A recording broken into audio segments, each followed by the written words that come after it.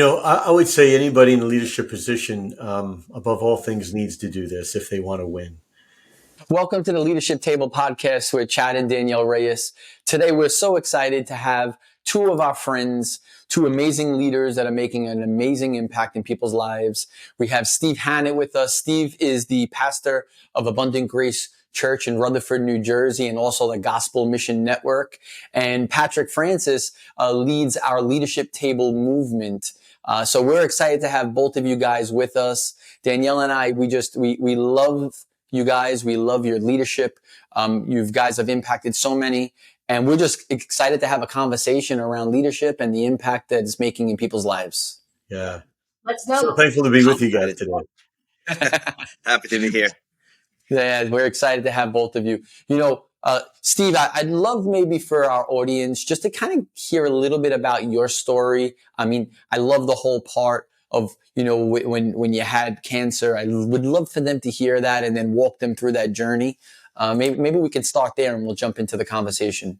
Yeah, great. Again, guys, thanks. It's a privilege to be on the podcast with you. And, I had an upbringing like many people in America, in the suburbs and, went through high school and trying to do the best I can in school and, doing my best to get into a good school and was just focused on that, right? Just focused on, everything that any other teenager would be focused on. But at the age of 19, I was diagnosed with cancer and I discovered that there was a tumor in my neck. And I'll tell you, if there's anything that would shift your priorities in a moment, it's a diagnosis like that. And Wow. I began to shift my focus from figuring out how to do well in school to figuring out how to survive. And I thank God that He's real and that He knows our names, no matter where we are. He knows who we are. And there was a day that I thought God was out there somewhere. And I prayed a 2-word prayer and I asked God to teach me. And He heard me. And it was just a little bit of time after that prayer that God began to move and like he can. And He began to introduce me to who He was and what He knew. And I discovered that He's a good Father with a good heart and that He's not only power, but He's also love. And when you have power and you have love in God, it results in action. And long story short, I was able to hear what's called the gospel of Jesus Christ. It's translated the good news. And, my whole life, I kind of thought prayer was off to the side. And, but this time it became forefront and I received Jesus Christ as my Lord and Savior. And I also completely got healed of cancer. And I went back to the doctors and they checked my body and they said it was as if I was never sick. And so my beginning to really understand this walk was with a very, very major encounter with God's love and His power. And that set me in a different kind of trajectory that now my life wasn't so much about just getting good grades, but it was about living out a purpose, discovering a larger destiny. It's as if that experience expanded my mind and my heart to say, wow, I can pursue things that are meaningful. I could pursue more than just success. I can pursue significance.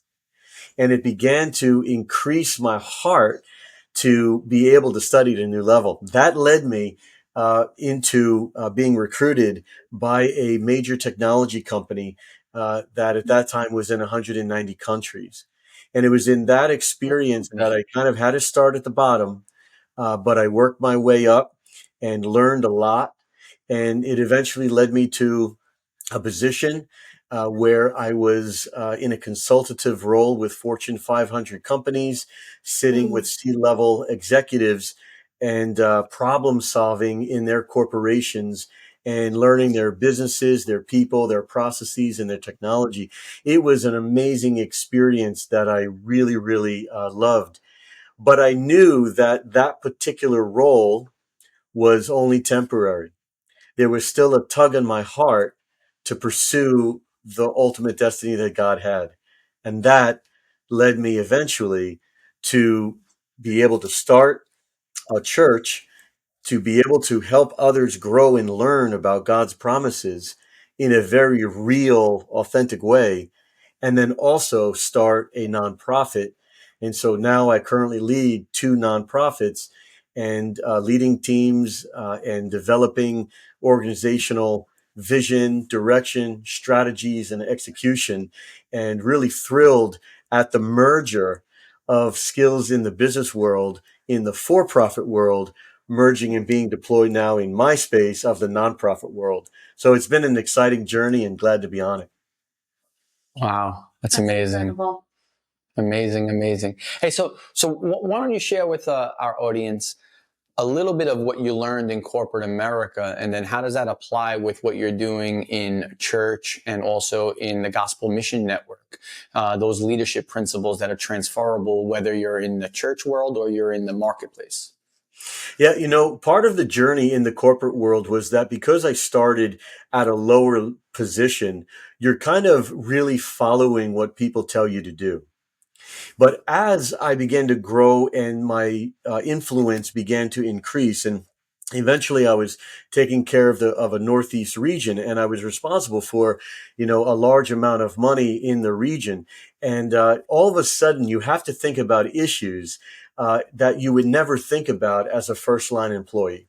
You're now thinking about the complexity of people issues, money issues, organizational issues, management issues. You're thinking about all these things. So the first thing that I would say is that you have to have a great degree of clarity about what your objectives are and make sure that you're managing your role toward the objectives in that clarity. Because what I knew in the corporate world was managing different regions and different teams. There was a big pull. There was a big pull of different offices in different regions and different teams wanting what they wanted. And I really realized very quickly that I would not be able to make everybody happy. I realized that I needed to leverage, and this is a very big one, whether in the for-profit world or the nonprofit sector, you have to leverage the resources you have with great wisdom and clarity to make sure they're producing and getting maximized.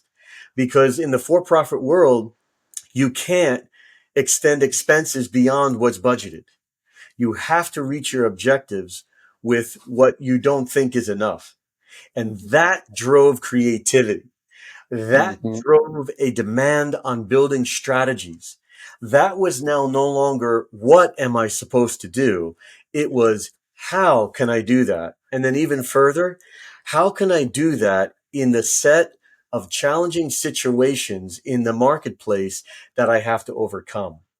Well, those lessons that I learned and the skills that I developed to navigate around the challenges with minimal resources at times. And when I say minimal resources, I don't mean it wasn't a lot of money. I mean, it wasn't as much money as I would have wanted to have at that stage. You see, we were building an entire business segment in the role that I had. It's a part of the market that didn't exist in this company. Their market share was very, very small. So we had to launch an entire initiative that was fairly new to that company. And so when I went into the nonprofit segment or sector, well, those challenges went to a whole new level.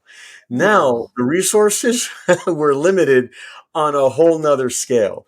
The challenges of developing teams went up on a whole nother level. So it was really understanding I need to figure out how to be creative, think outside of the box, and leverage some things that I learned, such as being specific about goals and objectives with people. Number two, oh my goodness, this is a big one. Understanding the problem instead of the symptom. That was a big one because most people, they would tell me what their challenge was, but they did not diagnose the problem. So I had to have clarity of vision.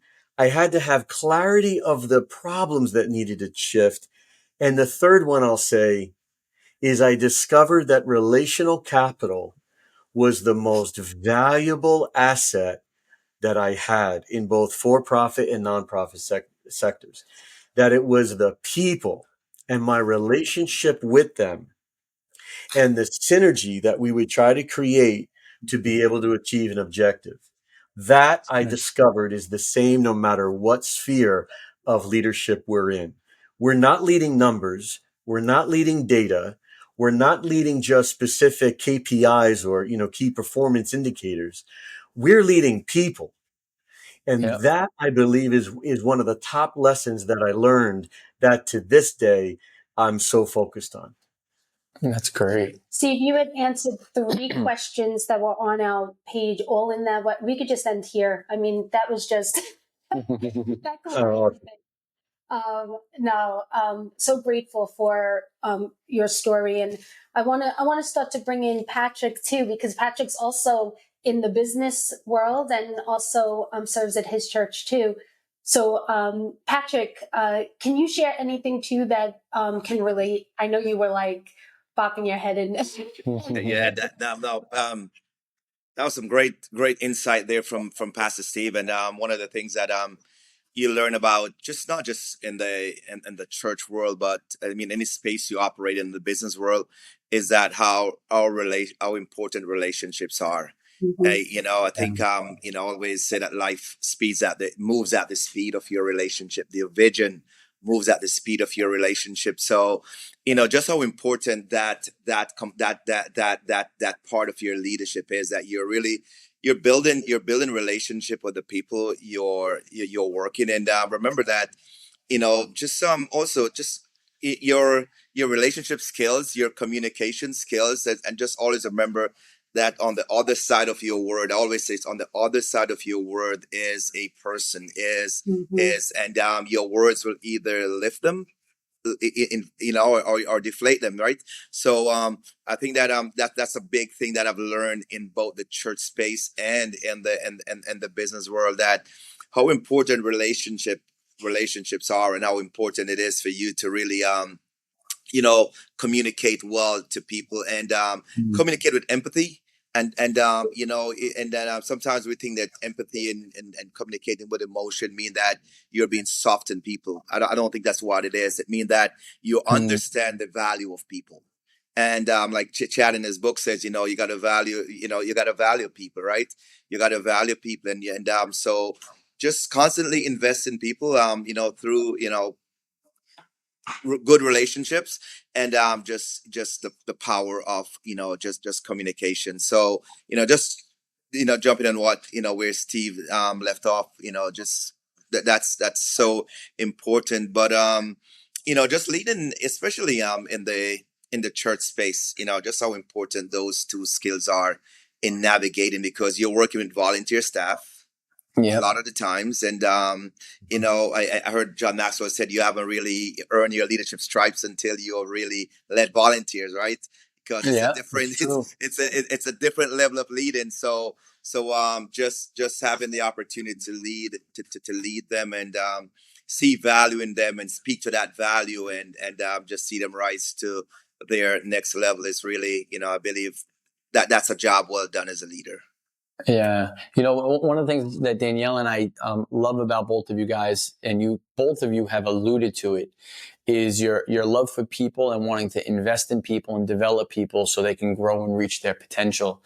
And one of the things that's been really cherishing to Danielle and I was when we launched leadership tables at Steve's church and his network, Gospel Mission Network. I would love for you guys to maybe talk about that, because one of the things that we know is that we can have a leader, but when a leader gets equipped and then we deploy them, all of a sudden now they become more effective, they become more influential. I'd love maybe for us to have a conversation about what did leadership tables do at your network, Steve? And then we can just let's share more with our network of business leaders and even church leaders that may want to bring leadership tables. But what's been your experience? What was the impact? What did it do to your leadership capacity as a church? Yeah, I mean, the first thing that I'm going to share is that we as an organization are so thankful for the work that Lions Pride Leadership has done, because you have effectively targeted some key areas in a leader's life that need to be thought about and need to be worked on so that the leader is able to lead. And one of the things that it did for us and why we were so excited to bring you in is that many people try to lead others who are unable to lead themselves. Yep. Yeah. And when an individual tries to lead others, yet they're not successful to lead themselves, their leadership is going to hit big limitations. Yeah. The leadership tables really helped our leaders begin to think about themselves. What are their issues? What are their desires? What are the thoughts that they need to work out before they can give others confidence to follow? And so I think that it was a way in which, whether it's profit or nonprofit, these principles that you've brought are universal. I mean, they did not, they were not necessarily like, this is for a church or a church network. They're universal across all humanity for us to consider the questions. And this was the power of it. Instead of the leadership table giving my leaders the answer, you presented my leaders with the question.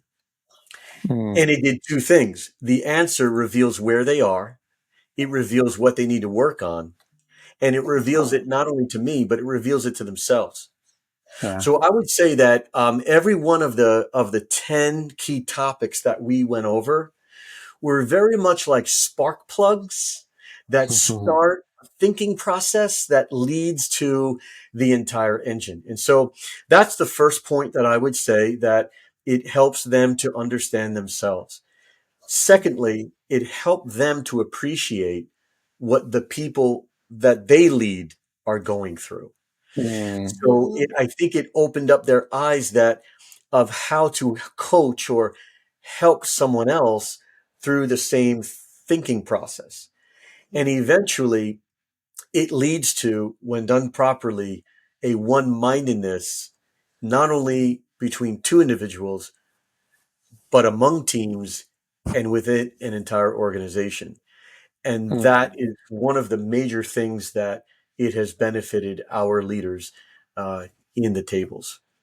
Well, thank you. Yeah. And I love you used the keyword too, when it's done well, when it's done the right way, the impact shows itself on the other side. Um, thank you so much. And I have so many questions there. I was very excited about the leadership table and hearing the testimonies that have been coming forth from there. Patrick, would you mind sharing about what the process, right? What is the process, and what was the process we helped Steve go through with his team, and how that impact comes out on the other end? You know, you know, we like Chad always saying the the vision for Lions Price: awaken, empower, and equip. Right? We awaken, empower, and equip. And we also believe that in everyone there is value. There is potential inside of them. So one of the things we have done well, of course, going back to the relationship. It starts with relationship. It's not just being given a relationship. We resource you, and then we do everything we can to reach your organization at different levels, right? So Mm. initially it started out with Chad and having this relationship, and we talked to Pastor Steve and explained to him what the leadership process, the journey is all about, and you just coming alongside him as a resource. And what we have seen at Abundant Grace and Gospel Mission Network is just mind blowing. Just watching almost 100 leaders being developed, and we can't even calculate the ripple effect that will have in homes and marriages and churches and businesses across the globe, because our globe our vision is really to equip in the education world, the schools, the churches, and also in a business and business organization. So it has multiple purposes, but I think the value is so amazing. And just watch the growth that just talking to Pastor Steve and some of the debriefing sessions that we have had and talking about just how the impact it has made at Abundant Grace. I mean, I believe it's this is just a start of what is Yeah. to come, and it's a very simple process, man. We take you on this journey called the leadership table, and what starts it, we take you through facilitators training. So throughout the journey, there are different touch points that we take you through. That starts with the relationship, the facilitators training. You facilitate the session, and it's also it's that the process is so simple. It's peer to peer, you equipping others, and not, you're not a teacher. We're not teaching here. We're just facilitating and facilitating the discussion. So I think that helps. Whether you're a church, whether you're a school, whatever organization you are, it's the leadership table is really a great resource for you to bring on board, and you're going to see the impact it's going to make on your team. Yeah, that's good. I think about it. Well, one of the things that, Danielle and I often say, we want to resource leaders that want to make a difference, right? And obviously Steve is one of those leaders. And, but I think the key is it has to be a leader that wants to make a difference, because you can give leadership tables and you can put it in the wrong hands and they'll use it to manipulate people. And that was never the goal. That was never the dream. That was never the vision. It was to take content that can empower and equip people and put it in the hands of leaders that care for their people, and then just watch as their leadership, it just multiply the impact it'll make, right? And that's what I loved about working with Abundant Grace and the Gospel Mission Network. Was we had 100+ people that were going through these tables, but the heart of Pastor Steve and Pastor Kate was, I want my people to reach their potential. I want our people to walk in what God has called them to walk in. And I think that's the heart when we're working with businesses. We have a faith-based version, and obviously we have a secular-based version. But when you strip it down, at the end of it, it's a leader who cares for their people, and we want to get behind those types of leaders and resource them. Yeah, I'd love to share 2 testimonies from the group that we were with, and I was honored to be able to hear them. One of them was a woman who was going through some difficult challenges, which she didn't really share on the call, but her response opened that up. She said that in the season she's in right now, she had this story that kept playing, that she was a failure. And coming onto this table, doing this program, released her, that she said that she was able to understand that what she did failed, but she was not a failure. That's good. And she said it literally changed her life instantly just by unlocking that thought. And she didn't really know what to expect. Actually, many of them didn't know what to expect. That's where we go back to relationships. That was one of my questions for you that you answered, Steve, so well, was, how does relationships play in this? And it's really people trust those that they know care about them, and that they're leading them in the direction. So Steve was able to get hundreds of people on a call because of the relationship that he carried with them, because they knew that he cared for them and he wanted the best for them. We had another testimony at the end. Not many heard this one. This was more of like a one-on-one I heard with one of the women. And she had mentioned that she did not want to join. She did not want to be a part of it. She was resistant. Not that she was forced at all. Actually, she felt a tugging that she needed to be on, but she went with Hawala. She didn't know what was going to come out of it, and she was very hesitant. She shared at the end of it that she still was having a difficult time going through the process. But what she recognized for the first time ever is that the reason why was because she was uncomfortable with growth. Wow. Wow. And that this unlocked her to recognize that. And that allowed her to see that going through this process, no matter how challenging or difficult it was for her personally, that others didn't know of, it was one of the greatest things that she had gotten through. And it was a big accomplishment that increased her confidence. Wow. Yeah. You know, I have discovered that there's two main ways in thinking about leading. The first one is you're going to lead out of a sense of control. You're Mm. going to try to control people. And the second is you're going to try to grow people. It's always going to be a tension between those two. When you're growing people, they need to grow in these three areas. They need to grow in self-awareness, right? Awareness of self, awareness of the organization as a whole, and an awareness of the mission that that organization is serving. And awareness at an individual level, awareness at an organizational level, and awareness at a missional level are all going to be happening inside of a culture. And creating the right culture is absolutely paramount in leadership. Yeah. You cannot lead an organization without developing a culture. And so if you don't intentionally create a culture, well, then by default, a culture is going to be created even if you don't like it.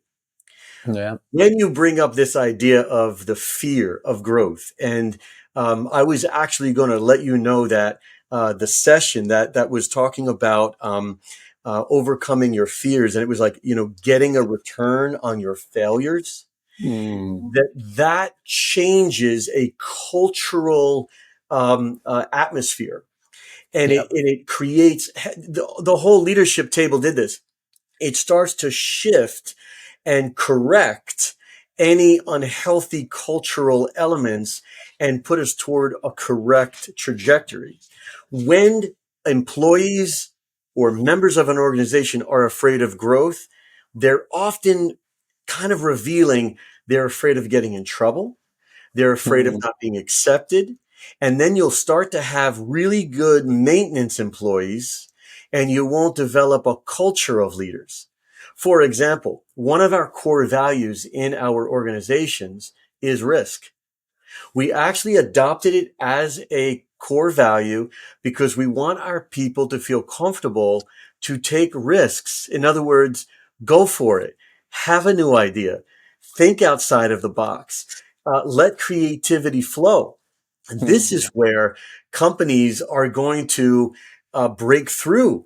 We need creative cultures in our companies because if we're not, we're going to be surpassed by other companies in this pace of change in all kinds of industries. So the leadership tables bring self-awareness. They bring organizational awareness to the top level leaders of how are our people doing. It creates alignment for the kinds of values we need to accomplish the mission. And it creates a culture of health that says, wow, we're going to have healthy people who are going to learn from their mistakes, and it's going to foster creativity, which at the end of the day fosters profitability. Mm-hmm. We can go back in industry historical data and we can see that companies like the Swiss watch missed tremendous opportunity because they lacked the creative thinking. And so I just encourage anybody to think deeply about doing the leadership tables in your organization because it gave the environment to deal on these things, which will result in really big payback. That's amazing. Good. You It's know, it's like, Steve. and I could jump in here, Chad. It's and if you're interested really in just man, just taking this journey of the leadership tail with us, it's just three parts. It's so easy. Hey, we have a video. We start with a video, then we would move to the curriculum guide, which is guided questions, and then you have the breakout sessions where you have great discussion peer to peer, and what I've seen, Chad, especially and Danielle with the leadership table is just and then going through it with Pastor Steve was just a power of vulnerability. Mhm. When you go to the breakout sessions, and I've seen so much people just being vulnerable, and it's such a such so needed. It is so needed because I think that we don't understand really the power of vulnerability sometimes as leaders, and how it really helped in the growth mindset and help people to get to that next level. Because the more I believe the more vulnerable we are, right, is the more valuable we become, because it opens a door for others to add value to you, because we're not strong in every area. And what I saw in those sessions, and right now we're taking the leadership table across Africa right now. We just launched our first one in South Africa, and going to the testimony, Danielle is she was like, man, this is so powerful. I've made so much progress, and I just started. Yeah, it's And amazing. now she's taking it to her groups across Africa and other nations, and so there's so much value and power in the leadership table. Yeah, we go ahead. So you have me shouting amen like we're in church.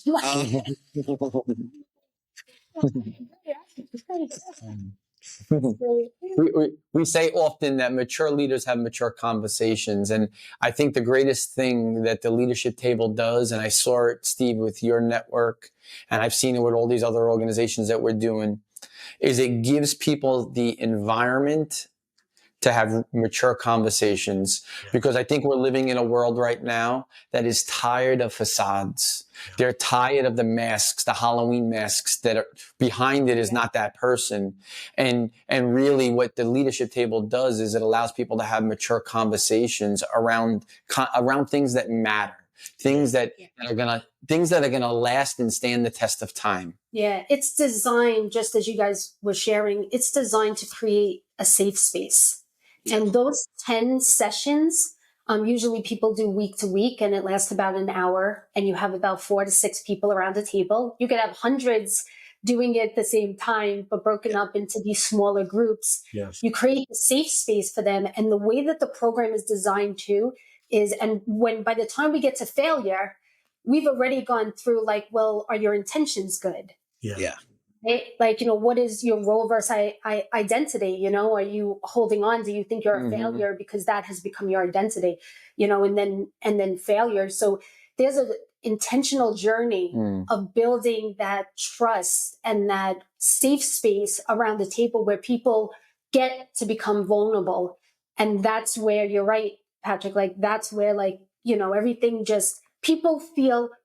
Actually, just reminded me of another testimony. Somebody had shared that it didn't matter because there was so many different level of people on the call, right? There was, C-suite, there was founders, there was employees, there was volunteers, there was moms, right? Like dads, all straight across. And somebody had shared on the call collectively with everyone and said, you know what? I realized that we're all the same. Yes. And we all struggle with the same thing. And that was vulnerability. And I just got chills saying it because I was so impacted by that. It brings everybody to a place where everybody knows that we're the same. The ground is level. The ground is level. The ground is level at the table. Yeah, that's right. And I'm going to give you a big resounding amen because one of the things is, I think as leaders we understand that there are mature conversations, and many of those conversations that are crucial conversations are not being had. Mm-hmm. And part of the reason is that a lot of leaders want to have them and they care about their people, but they don't know how to initiate that difficult or crucial conversation. It's so good. And so the power of using the leadership tables as a senior leader, I almost looked at it now as a tool to create the space to be able to make it organic and simple and just really effective to invite them into the conversation. Because walking up to somebody in their cubicle or their office or in a management meeting and asking them some of these topics, people would shut down. But it is that phrase, creating a safe space, is important. And if we don't have these conversations, it eventually is going to show up in management problems and leadership problems. And, I really, really believe what Sun Tzu said in his famous book, The Art of War. He said, if you know the enemy and you know yourself, you need not fear the result of 100 battles. And Yeah. I actually don't think that the bigger challenges are market shifts or how to leverage AI for greater efficiencies. I think it's actually how can we help a mom work through some of the issues that she's got in life Yeah. so she could be one of the best financial advisors or legal advisors or first line employees in our organization. And if we would spend the right time on the right things, we're going to get really big returns as an organization. Mhm. It just works. And leadership Yeah. tools are a way, the leadership tables are a way to activate those conversations. Yeah. And Patrick, I guess just in wrapping, we probably have a three minutes left. Just in wrapping, can you just share with the audience the cost of leadership tables? Oh man, it's so expensive. It's free. Yeah, yeah, yeah, man. Just we'll drop the link. We'll drop the link on the broadcast. You just scan that QR code, and we'll respond to you. And it's a simple process. Like I say, we walk you through the process as well. Mhm. The from your initial email to us to us sending you the lead the facilitators training, and once you complete that, it gives you access to the